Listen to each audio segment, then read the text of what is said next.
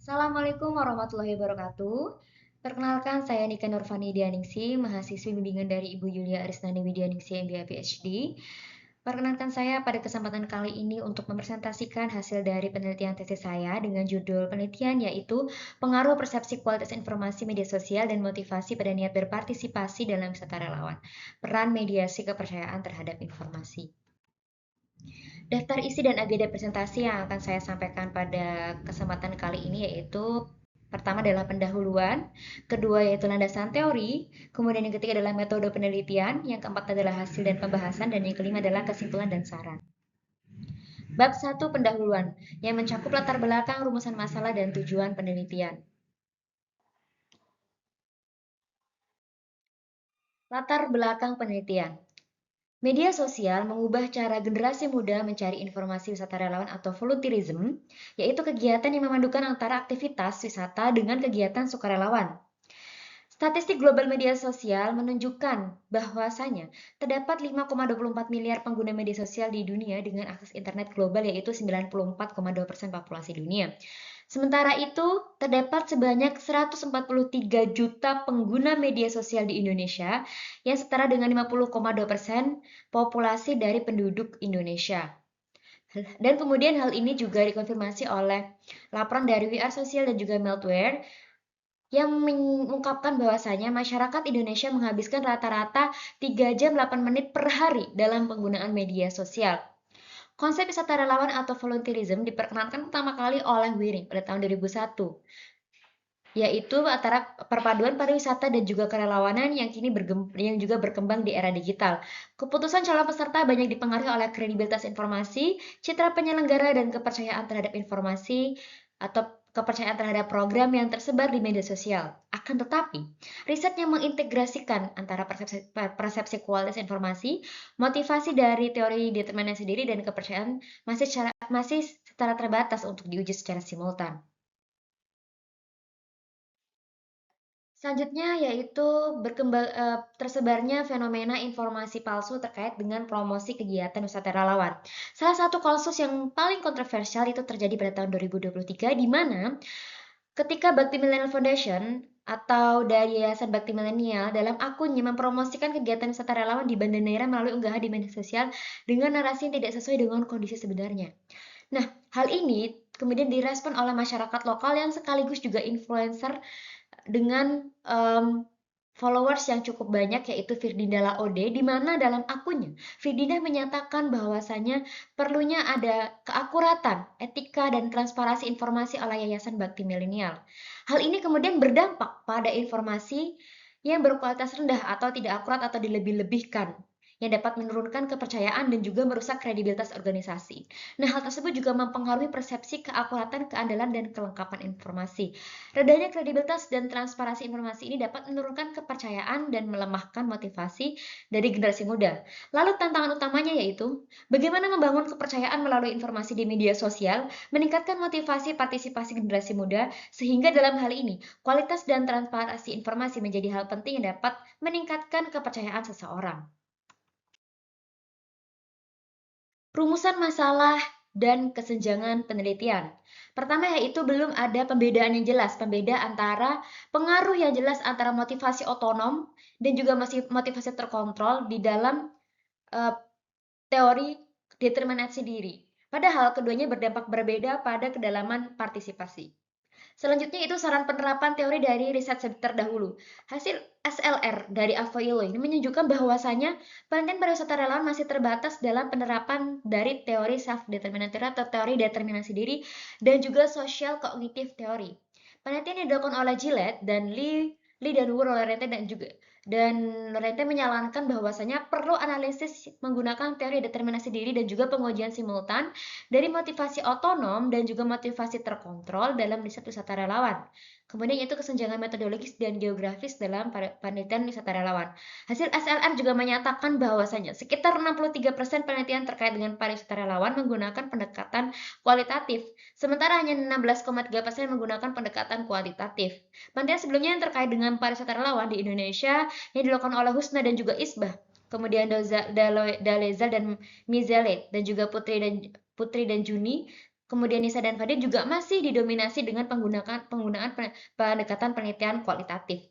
Kemudian penelitian terdahulu itu juga masih berfokus pada wisata relawan internasional seperti di Amerika Utara, Eropa, Asia Timur, dan juga Amerika Latin. Sementara penelitian terdahulu terkait dengan pariwisata relawan domestik di negara berkembang seperti di Indonesia itu masih belum dilakukan secara luas atau masih terbatas. Selanjutnya yaitu tujuan dan manfaat penelitian. Tujuan dari penelitian ini yaitu untuk menguji pengaruh dari persepsi kualitas informasi, regulasi identifikasi, motivasi intrinsik, regulasi eksternal, dan juga regulasi introjeksi pada kepercayaan terhadap informasi kegiatan wisata relawan. Kemudian, pengaruh dari kepercayaan terhadap informasi pada niat untuk berpartisipasi. Selanjutnya yaitu pengaruh dari persepsi kualitas informasi yang dimediasi oleh kepercayaan terhadap informasi pada niat berpartisipasi, kemudian pengaruh dari motivasi otonom pada yang dimediasi oleh kepercayaan terhadap informasi pada niat berpartisipasi. Selanjutnya itu pengaruh dari motivasi terkontrol yang dimediasi oleh kepercayaan terhadap informasi pada niat berpartisipasi. Sementara manfaat teoretis dan manfaat praktis. Pada manfaat teoretis yaitu untuk memperluas penerapan dari teori determinasi diri dan juga untuk mengintegrasikan teori dari determinasi diri dengan kerangka SOR, di mana pada teori determinasi diri ini terdiri untuk membedakan motivasi otonom dan juga motivasi terkontrol, sementara dalam kerangka SOR ini terdiri dari persepsi kualitas informasi yang kemudian pengaruh kepercayaan dan niat berpartisipasi. Selanjutnya, manfaat teoretisnya itu untuk menjadi referensi bagi penelitian selanjutnya mengenai pemasaran pariwisata, media sosial, dan juga perilaku konsumen digital. Sementara manfaat praktis bagi generasi muda itu untuk meningkatkan kemampuan memilih informasi yang kredibel di media sosial, serta memahami bagaimana peran motivasi dan kepercayaan dalam memahami keputusan untuk mengikuti wisata relawan, dan juga untuk membantu menilai kredibilitas penyelenggara, serta mendukung pengembangan diri melalui peningkatan soft skill. Bagi organisasi wisata relawan, tentunya hal ini menjadi acuan dalam menyusun strategi komunikasi digital, serta mendorong penyajian informasi yang berkualitas, kredibel, dan dapat dipercaya bagi calon wisata relawan.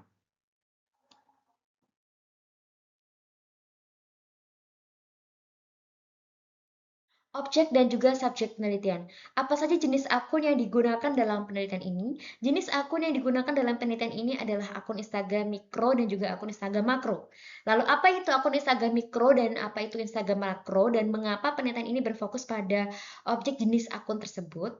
Akun Instagram mikro adalah akun Instagram dengan jumlah pengikut antara 1000 hingga 100.000 yang umumnya memiliki tingkat interaksi tinggi dan kedekatan dengan audiens. Sementara itu, akun Instagram makro yaitu akun Instagram dengan jumlah pengikut antara 100.000 dengan 1 juta yang memiliki jangkauan audiens lebih luas dan tingkat visibilitas yang lebih tinggi.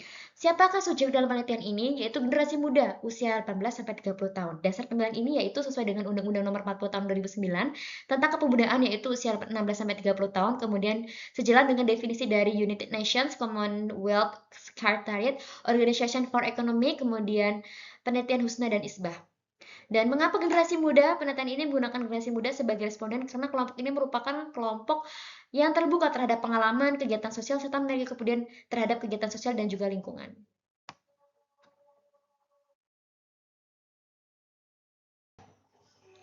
Bab 2, landasan teori. Landasan teori pada bab 2 ini mencakup yaitu kerangka stimulus organism teori, teori determinasi diri, dan kajian literatur serta model penelitian. Teori yang pertama yang saya gunakan yaitu dari teori SOR, Stimulus Organism Response.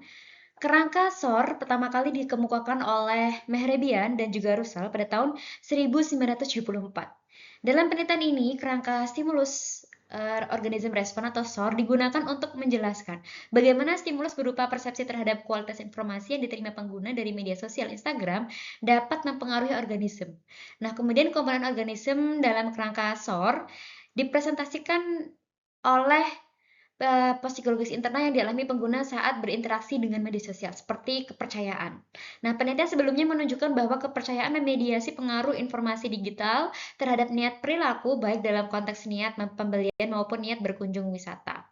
Kemudian niat atau intention diposisikan sebagai respon akhir yang muncul dari proses stimulus dan kondisi internal individu yang dapat dievaluasi sebelum pengalaman berwisata. Selanjutnya, teori kedua yang saya gunakan adalah teori SDT, Self Development Theory. SDT atau teori Self Development diri dikembangkan oleh Deci dan Rian yang merupakan teori motivasi berfokus pada kualitas motivasi individu dan sejauh mana perilaku seseorang dilakukan secara sukarela atau karena tekanan eksternal. Dalam perkembangannya, Deci dan Rian memperluas konsep dari teori determinasi diri menjadi sebuah motivasi kontinu. Mulai dari motivation, keadaan tidak termotivasi, kemudian extrinsic motivation, motivasi dari eksternal, hingga extrinsic motivation, yaitu motivasi intrinsik. Dari pengelompokan tersebut, muncul dua kategori utama motivasi, yaitu motivasi otonom dan juga motivasi terkontrol, yang terdiri dari kalau motivasi otonom terdiri dari motivasi intrinsik, regulasi identifikasi, dan regulasi integrasi, serta motivasi terkontrol yang mencakup regulasi eksternal dan juga regulasi introjeksi. Nah, gambar dari artikel Li dan Wu tahun 2011 ini merupakan kerangka penelitian Shun Xiao Li dan Yandan. Penelitian ini mengadopsi model penelitian tersebut sebagai dasar pengembangan kerangka konseptual untuk menganalisis bagaimana motivasi otonom dalam penelitian dan motivasi terkontrol mempengaruhi keyakinan dari generasi muda yang pada akhirnya pengaruh niat untuk mengikuti kegiatan pariwisata relawan atau volunteerism. Selanjutnya yaitu kajian literatur. Pertama yaitu kajian literatur dari variabel persepsi kualitas informasi. Persepsi kualitas informasi itu merujuk pada penilaian subjektif individu terhadap sejauh mana informasi dianggap akurat, jelas, relevan, lengkap, dan dapat dipercaya untuk mendukung pengambilan keputusan. Dalam penelitian ini, persepsi kualitas informasi pada media sosial dipahami sebagai bagaimana generasi muda milenial memahami kualitas informasi yang disampaikan melalui konten promosi kegiatan wisata relawan di Instagram. Selanjutnya yaitu motivasi otonom. Motivasi otonom adalah bentuk motivasi di mana individu terlibat dalam suatu aktivitas secara sukarela karena aktivitas tersebut selaras dengan minat dan juga nilai pribadi. Selanjutnya itu motivasi terkontrol, menggambarkan kondisi ketika individu bertindak karena tekanan eksternal atau internal yang bersifat memaksa, bukan atas pilihan pribadi yang autentik. Motivasi ini terdiri atas regulasi eksternal dan juga regulasi introjeksi, di mana perilaku didorong oleh imbalan, hukuman, rasa bersalah, ataupun kebutuhan akan pengakuan sosial. Selanjutnya itu kepercayaan terhadap informasi. Kepercayaan terhadap informasi didefinisikan sebagai kesediaan individu untuk mengandalkan informasi dengan keyakinan bahwa informasi tersebut akurat, jujur, dan dapat diandalkan meskipun mengandung risiko. Selanjutnya itu niat untuk berpartisipasi. Niat berpartisipasi itu merujuk pada kecenderungan psikologis individu untuk merencanakan, mempertimbangkan, dan juga memutuskan keterlibatan untuk mengikuti kegiatan wisata relawan. Berikut adalah kerangka penelitian. Dalam penelitian ini mengintegrasikan dari kerangka stimulus organisme respon, di mana stimulus itu menjelaskan hubungan antara pengaruh persepsi kualitas informasi dan juga motivasi pada niat berpartisipasi generasi muda dalam wisata relawan. Nah, persepsi kualitas informasi ini diproses melalui organisme yang mempengaruhi kepercayaan terhadap informasi. Sedangkan niat berpartisipasi merupakan respon akhir dari dalam kerangka SOR tersebut. Sementara itu, teori determinasi diri digunakan untuk menjelaskan bagaimana motivasi otonom, yang hal ini terdiri dari regulasi identifikasi dan motivasi intrinsik, dan juga motivasi terkontrol yang terdiri dari regulasi eksternal dan juga regulasi introjeksi, mempengaruhi terbentuknya kepercayaan dan niat berpartisipasi. Hal tersebut, kerangka tersebut memberikan penjelasan yang komprehensif dan juga menjelaskan perilaku generasi muda dalam merespon promosi di media sosial, di mana berpengaruh satu sama lain dari persepsi kualitas informasi, motivasi kemudian berpengaruh kepada kepercayaan dan juga niat untuk mengikuti. Berikut adalah ringkasan dari kerangka teori penelitian sebelumnya, di mana stimulus itu adalah persepsi kualitas informasi, organismenya yaitu kepercayaan terhadap informasi, dan responnya itu niat berpartisipasi, sementara teori self-determinant teori digunakan dalam dua motivasi, yaitu motivasi otonom dan juga motivasi terkontrol. Berikut adalah hipotesis penelitian. Hipotesis pertama yaitu persepsi kualitas informasi berpengaruh positif pada kepercayaan terhadap kegiatan wisata relawan. Hipotesis kedua yaitu regulasi identifikasi berpengaruh positif pada kepercayaan terhadap informasi kegiatan wisata relawan. Hipotesis ketiga, motivasi intrinsik berpengaruh positif pada kepercayaan terhadap informasi kegiatan wisata relawan. Hipotesis keempat, regulasi identifikasi berpengaruh positif pada kepercayaan terhadap informasi kegiatan wisata relawan. Dan hipotesis kelima, regulasi identifikasi berpengaruh positif pada kepercayaan terhadap informasi kegiatan wisata relawan. Selanjutnya yaitu hipotesis keenam, kepercayaan terhadap informasi berpengaruh positif pada niat berpartisipasi kegiatan wisata relawan. Dan hipotesis ketujuh yaitu kepercayaan terhadap informasi memediasi hubungan antara persepsi kualitas informasi dan niat berpartisipasi kegiatan wisata relawan. Hipotesis ke-7b yaitu kepercayaan terhadap informasi memediasi hubungan antara motivasi otonom dan niat berpartisipasi kegiatan wisata relawan. Hipotesis ke-7c yaitu kepercayaan terhadap informasi memediasi hubungan antara motivasi terkontrol dan niat berpartisipasi kegiatan wisata relawan.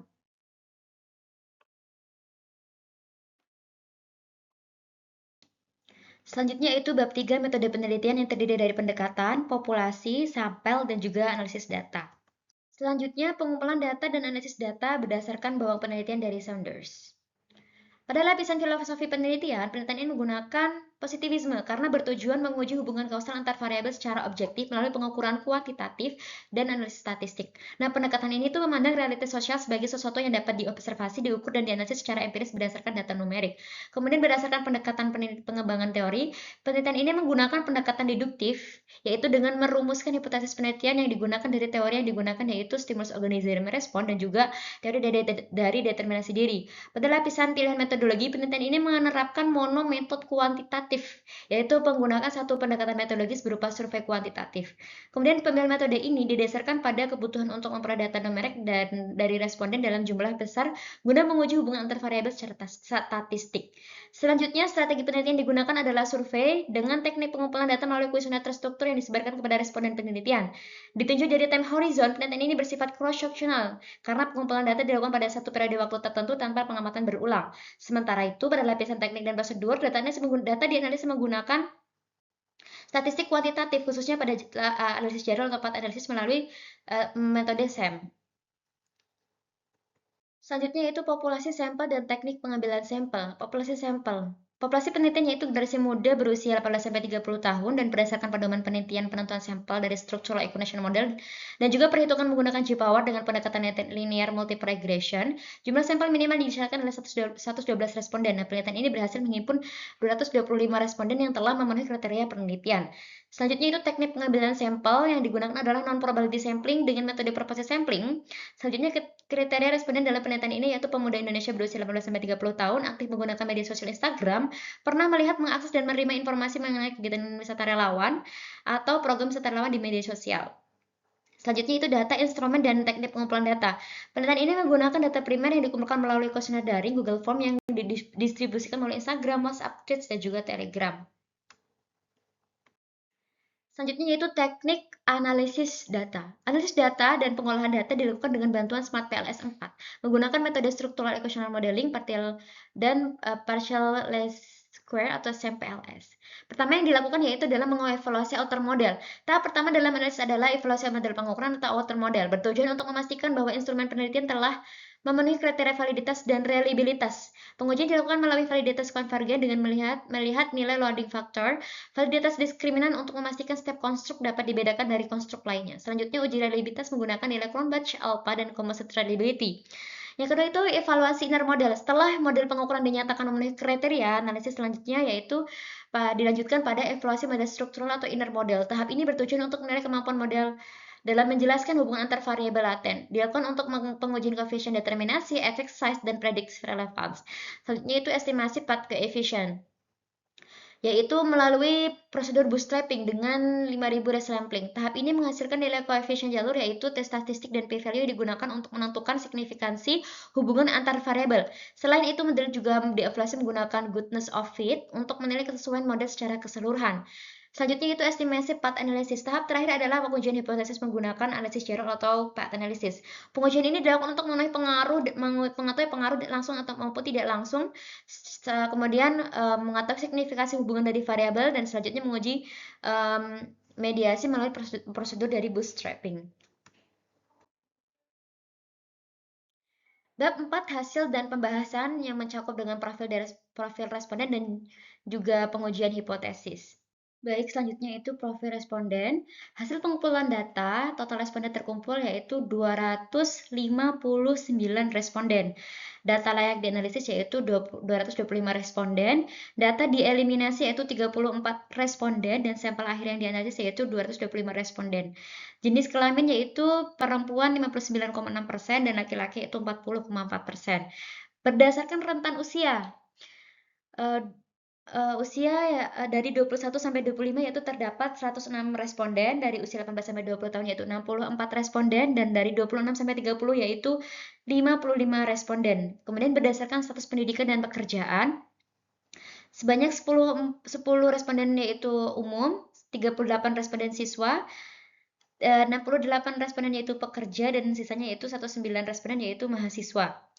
Kemudian untuk domisili, Pulau Jawa memimpin dengan 83 responden, diikuti Sumatera 40 responden, Bali dan Nusa Tenggara 34 responden, Sulawesi 30 responden, Kalimantan 25 responden, Maluku 11 responden, dan Papua hanya 2 responden.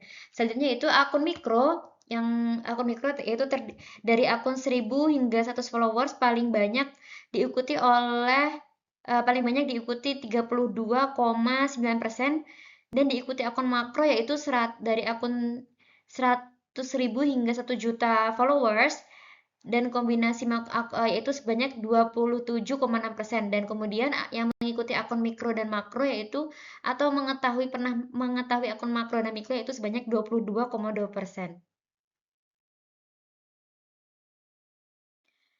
Teknik analisis data. Data dianalisis menggunakan Structural Equation Model Partial Square dengan bantuan Smart PLS. Analisis diawali dengan evaluasi model, pengukuran dari outer model untuk memastikan validitas dan reliabilitas construct. Validitas konvergen dievaluasi berdasarkan nilai outer loading yang berada pada kisaran 0,60 sampai 0,70, dan juga nilai average variance extract atau AVN yang lebih besar dari 0,50. Selanjutnya, validitas diskriminan diuji menggunakan nilai cross-loading dan kriteria Verona-Laker untuk memastikan bahwa step construct dapat dibedakan secara empiris dari construct lainnya. Setelah model pengukuran memenuhi kriteria yang dipersyaratkan, dilakukan evaluasi model struktural atau inner model melalui pengujian multikolonialitas menggunakan Variance Inflation Factorial atau VIF, koefisien determinasi R2 dan effect size, kemudian predictive relevance, serta estimasi koefisien jalur menggunakan prosedur bootstrapping dengan 5.000 kali resampling. Hipotesis penelitian dinyatakan didukung apabila nilai statistik lebih besar dari 1,96 dan nilai p-value lebih kecil dari 0,05. Selanjutnya pengujian mediasi melalui analisis spesifik indirect effect menggunakan bootstrapping. Selanjutnya yaitu hasil dari uji validitas konvergen. Seluruh konstruk memenuhi kriteria validitas konvergen dengan outer loading yaitu di atas 0,70 dan AV di atas 0,50. Variabel persepsi kualitas informasi memiliki outer loading yaitu 0,851 sampai 0,865 dan AV 0,773 sehingga dinyatakan valid. Kemudian variabel motivasi intrinsik memiliki outer loading yaitu 0,797 sampai 0,990 dan AV 0,798 menunjukkan validitas konvergen yang baik juga. Kemudian yaitu variabel regulasi eksternal, regulasi identifikasi, dan regulasi introjeksi juga memenuhi kriteria validitas dengan nilai outer loading di atas 0,80 dan AV di atas 0,70. Selanjutnya itu variabel kepercayaan terhadap informasi memiliki nilai validitas dengan outer loading yaitu 0,896 sampai 0,921 dan AV 0,821. Kemudian variabel niat berpartisipasi memperoleh outer loading yaitu 0,865 sampai 0,887 dan AV yaitu 0,764 sehingga seluruh indikator dinyatakan valid. Hasil uji validitas diskriminan dan uji reliabilitas. Validitas diskriminan atau discriminant validity diukur menggunakan Cronbach alpha dan composite reliability. Uji menggunakan Verona-Laker, cross-loading, dan HTMT. Dan seluruh nilai HTMT itu 0,31 sampai 0,790 atau di atas 0,90 sehingga kesimpulannya yaitu seluruh konstruk memenuhi validitas diskriminan. Kemudian hasil uji reliabilitas diukur menggunakan Cronbach alpha dan composite reliability. Dan kesimpulannya yaitu seluruh variabel reliable dan memiliki konsistensi internal yang baik dan layak digunakan pada analisis model struktural. Hasil uji multikolonialitas. Model penelitian dinyatakan tidak mengalami masalah multikolonialitas apabila nilai FIV berada di bawah batas yang direkomendasikan, yaitu kurang dari 5,00. FIV tertinggi itu regulasi eksternal dan FIV terendah yaitu kepercayaan terhadap informasi terhadap niat berpartisipasi yaitu 1,00. Kesimpulannya itu tidak terdapat masalah multikolonialitas sehingga model stabil dan layak untuk pengujian hipotesis. Kemampuan prediksi model dan predictive relevance. Prediksi model menunjukkan bahwa kepercayaan terhadap informasi sebesar 54,8%. Frasi kepercayaan terhadap informasi dijelaskan oleh persepsi kualitas informasi dan regulasi motivasi atau dengan kategori sedang. Kemudian niat berpartisipasi sebesar 47,2%. Variasi niat berpartisipasi wisata relawan dijelaskan oleh kepercayaan terhadap informasi dengan kategori sedang. Kemudian predictive relevance dari kepercayaan terhadap informasi yaitu atau Q2 menunjukkan relevansi prediktif tinggi dengan angka yaitu 0,514%, dan kemudian niat berpartisipasi menunjukkan relevansi prediktif sedang dengan angka yaitu nilai 0,310. Nilai Q2 di atas 0 menunjukkan model memiliki relevansi prediktif, sementara besar nilai Q2 yang diperoleh maka semakin tinggi juga kemampuan model dalam mengukur konstruk. Selanjutnya itu hasil penelitian dari pengujian hipotesis dan juga pengaruh langsung diuji dengan CPLS bootstrapping Smart PLS 4 dan signifikansi tes statistik di atas 1,96 dan p-value di bawah 0,05. Hipotesis 1 yaitu persepsi kualitas informasi kepada kepercayaan terhadap informasi. Hasilnya itu terdukung. Kemudian yaitu hipotesis kedua, pengaruh dari regulasi identifikasi pada kepercayaan terhadap informasi, hasilnya terdukung. Selanjutnya itu H3, pengaruh dari motivasi intrinsik pada kepercayaan terhadap informasi, hasilnya tidak terdukung. Selanjutnya itu regulasi eksternal pada kepercayaan terhadap informasi, hasilnya tidak terdukung. Kemudian itu hipotesis kelima, pengaruh dari regulasi introjeksi pada pengaruh kepercayaan terhadap informasi, hasilnya terdukung. Dan hipotesis keenam yaitu kepercayaan terhadap informasi pada niat berpartisipasi, hasilnya terdukung. Hasil pengujian mediasi. H7A yaitu pengaruh dari persepsi kualitas informasi yang dimediasi oleh kepercayaan terhadap informasi pada niat berpartisipasi, hasilnya itu termediasi. Kemudian itu pengaruh dari regulasi identifikasi yang dimediasi oleh kepercayaan terhadap informasi pada niat berpartisipasi, hasilnya itu termediasi. Kemudian H7B yaitu pengaruh dari motivasi intrinsik yang dimediasi oleh kepercayaan terhadap informasi pada niat berpartisipasi, hasilnya itu tidak termediasi. Kemudian yaitu hipotesis ke-7 H7C, pengaruh dari regulasi introjeksi pada kepercayaan terhadap informasi pada niat berpartisipasi, hasilnya termediasi. Selanjutnya itu H7C yaitu pengaruh dari regulasi eksternal yang dimediasi oleh kepercayaan terhadap informasi pada niat berpartisipasi, hasilnya tidak termediasi. Pembahasan hasil penelitian. Hasil penelitian menunjukkan bahwa persepsi kualitas informasi berpengaruh positif dan signifikan terhadap kepercayaan terhadap informasi kegiatan wisata relawan. Maka semakin kuat, lengkap, relevan, dan mudah dipahami informasi yang diterima, semakin tinggi pula kepercayaan generasi muda terhadap kegiatan wisata relawan.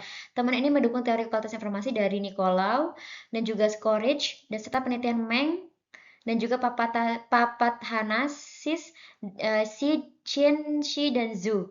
Selanjutnya, regulasi identifikasi terbukti berpengaruh positif terhadap kepercayaan terhadap informasi.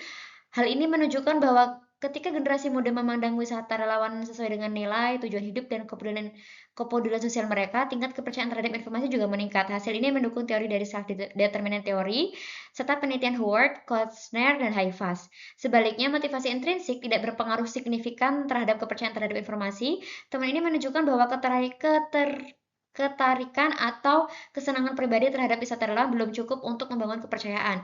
Generasi muda tetap mempertimbangkan faktor objektif seperti kredibilitas penyelenggara, transparansi informasi, dan ulasan peserta sebelumnya.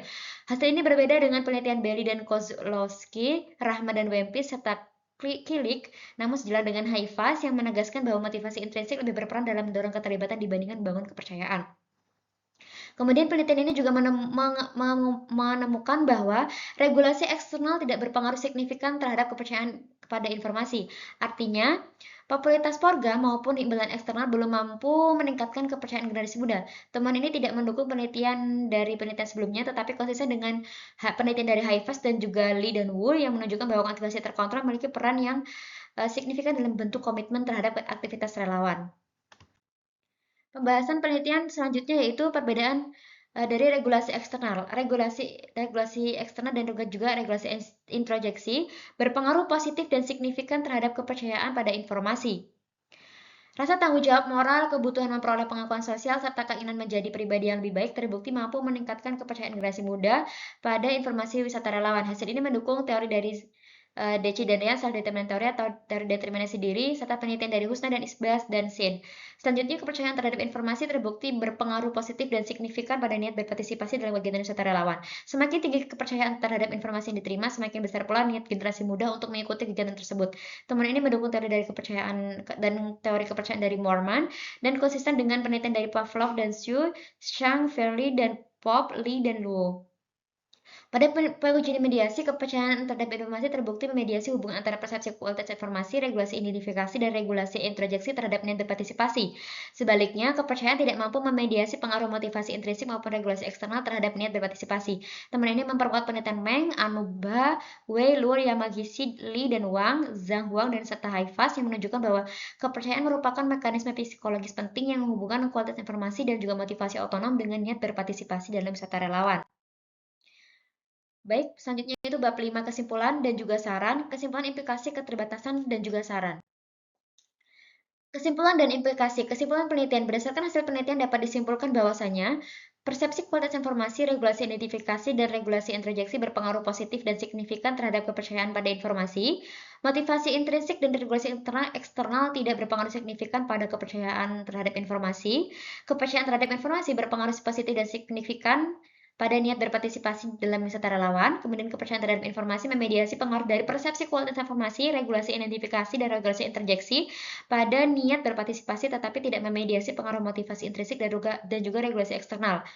Kemudian implikasi praktis, pengelola wisata relawan perlu meningkatkan kualitas informasi yang disampaikan kepada calon peserta, seperti informasi mengenai kegiatan manfaat program, kemudian transparansi aktivitas, serta dampak sosial yang dihasilkan. Yang kedua itu penyelenggara perlu membangun strategi komunikasi yang mampu menumbuhkan rasa percaya peserta terhadap program wisata relawan. Dan kemudian implikasi yang ketiga yaitu karena kepercayaan terhadap informasi terbukti menjadi faktor penting dalam meningkatkan niat berpartisipasi, maka organisasi perlu menjaga kredibilitas informasi dan reputasi program secara berkelanjutan. Kemudian implikasi teoritis yaitu secara teoritis penelitian ini memberikan kontribusi terhadap pengembangan literatur mengenai perilaku partisipasi wisata relawan, khususnya melalui integrasi konsep persepsi kualitas informasi, teori determinasi diri, dan juga kepercayaan terhadap informasi serta niat berpartisipasi wisata relawan. Penelitian ini juga memperkuat teori bahwa kualitas informasi pada media sosial itu memiliki peran penting dalam membangun kepercayaan individu terhadap kegiatan aktivitas wisata relawan. Kemudian, selanjutnya itu keterbatasan penelitian dan saran penelitian di masa mendatang. Keterbatasan penelitian. Penelitian ini menggunakan desain cross-sectional sehingga belum mampu menggambarkan perubahan perilaku responden dari waktu ke waktu. Variabel yang digunakan masih terbatas sehingga belum mencakup seluruh faktor yang mempengaruhi niat berpartisipasi. Data yang diperoleh melalui kuesioner self-report sehingga masih terdapat kemungkinan adanya subjektivitas dalam jawaban responden. Saran penelitian di masa mendatang. Penelitian selanjutnya disarankan menambahkan variabel lain yang berpotensi mempengaruhi niat berpartisipasi peserta relawan, seperti e-worm atau word of mouth, citra destinasi, social influence, perceived value, maupun pengalaman wisata sebelumnya. Penelitian berikutnya disarankan menggunakan landasan teori lain selain dari teori determinasi diri seperti teori kognitif sosial, teori motivasi dorong tarik, push-pull motivation theory, dan teori paralel terancana, teori of planned behavior, untuk memperoleh perspektif yang berbeda dalam menjelaskan niat dan juga motivasi berpartisipasi dalam wisata relawan. Yang ketiga yaitu penelitian mendatang juga dapat mengembangkan model penelitian pada konteks wisata internasional atau internasional, kegiatan wisata relawan untuk memperoleh hasil yang beragam. Penelitian berikutnya juga dapat menguji peran dari variabel moderasi seperti usia, jenis kelamin, pengalaman, dan kegiatan sukarelawan, tingkat pendidikan, maupun intensitas penggunaan dari media sosial. Penelitian selanjutnya juga dapat meneliti pengaruh dari harga program, transparansi biaya, serta skema pembayaran dalam partisipasi kegiatan wisata relawan. Lampiran-lampiran yang ada dalam penelitian.